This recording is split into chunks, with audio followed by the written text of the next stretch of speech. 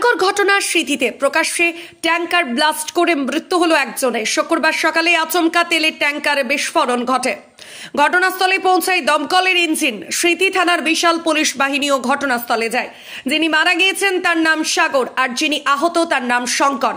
স্থানীয় বাসিন্দাদের অভিযোগ, পুলিশ আধিকারিক এমনকি স্থানীয় কাউন্সিলর পুরো বিষয়টি জানেন, তবে কোনো রকম ব্যবস্থা তারা নেননি। কোন রকম সাবধানতা অবলম্বন না করি এখানে কাজ হয়। রাস্তা ব্লক করে কাজ চলে। ভয়ঙ্কর ঘটনার স্মৃতিতে প্রকাশ্যে ট্যাঙ্কার ব্লাস্ট করে মৃত্যু হলো একজনের।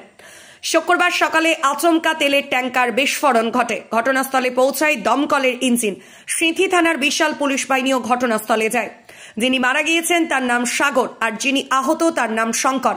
স্থানীয় বাসিন্দাদের অভিযোগ, পুলিশ আধিকারিক এমনকি স্থানীয় কাউন্সিলর পুরো বিষয়টি জানেন, তবে কোনো রকম ব্যবস্থা তারা নেননি।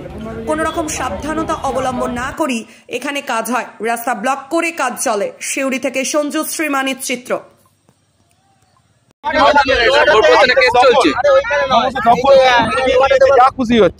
প্রায় 40-50 বছর ধরে হচ্ছে এটা। রাস্তা তৈরি করা হয়েছে, এখানে নতুন রাস্তা তৈরি করা হয়েছে, সামনে টয়লেট। না মালিকের কোনো হাত আছে বলে মনে হচ্ছে না। এখানে যারা দখল করেছে তারা কোত্থেকে শক্তি পেয়েছে বলতে পারছে না। যারা দখল করে কাটাই করছে, যারা দখলদার কাটাই করেছে নাম জানে। কাউন্সিলরের কথা শুনছে না। কাউন্সিলর রাস্তা তৈরি করে দিয়েছেন, সামনে টয়লেট তৈরি করে দিয়েছে। কাদের মধ্যে এইগুলো চলছে? এগুলো একটা অদৃশ্য হাত, বলতে পারছি না। সেটা নিশ্চয়ই আপনারা প্রেসের মধ্যে রয়েছে। প্রশাসনের প্রশাসনের দায়িত্ব আমি নেই না, প্রশাসনকে ব্যর্থ বলবো না, তারা তো এসছেন। এবার আসলে তো হবে না। থানা থেকে ঢিলছোড়া দূরত্বে আপনি বলছেন কাউন্সিলরের কথা শুনছেন না, তাহলে প্রশাসন কেন কোনো ব্যবস্থা? থেকে নিশ্চয়ই একটা শক্তি তো পেয়েছে। সেই অদৃশ্য শক্তি কি?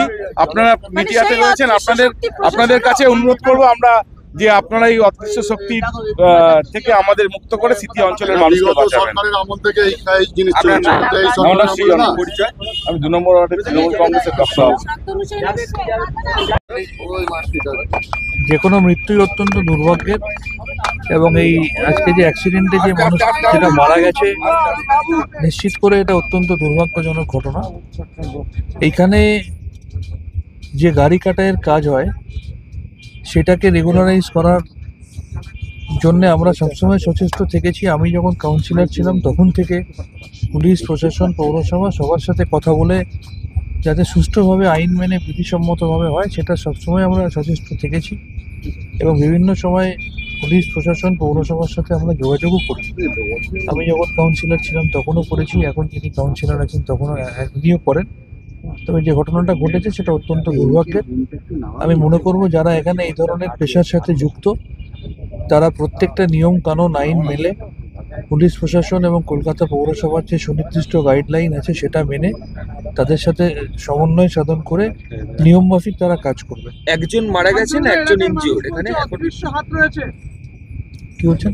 এখানে একজনের মৃত্যুর খবর এখনো পাওয়া যায়। হ্যাঁ, যেটা মৃত্যু শুনলাম এটা অত্যন্ত দুর্ভাগ্যের, এবং আমি আবার বলবো যারা এই ধরনের পেশার সাথে যুক্ত তারা যাতে আইন মেনে কাজ করে, সুনির্দিষ্ট পদ্ধতির মধ্যে দিয়ে চলে, সেটা আমাদের সকলের দেখা উচিত।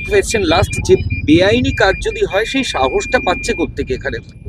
আমি আবার বলছি যে এই বিষয়টি সঠিকভাবে দেখার জন্য আমি যখন কাউন্সিলর ছিলাম তখন থেকে আমরা যোগাযোগে আছি। তখন থেকে বিভিন্ন সময় কলকাতা পৌরসভা এবং স্থানীয় পুলিশ প্রশাসনের সাথে আমরা যোগাযোগ করি। পৌরসভাও এর মধ্যে ইন্সপেকশন করে গেছে, পুলিশও ইন্সপেকশন করে। তার সত্ত্বেও যদি কেউ লুকিয়ে চুরিয়ে বেআইনি কাজ করে থাকে, আমি আশা করব প্রশাসন পুলিশ সদর্থক ভূমিকা নিয়ে তাদের বিরুদ্ধে পদক্ষেপ নেবে। তার কারণ আমরা কোনোভাবেই কোনো ধরনের বেআইনি কাজকে প্রত্যক্ষ পরোক্ষ কোনোভাবেই আমরা কখনো সমর্থন করিনি, ভবিষ্যতেও করব না।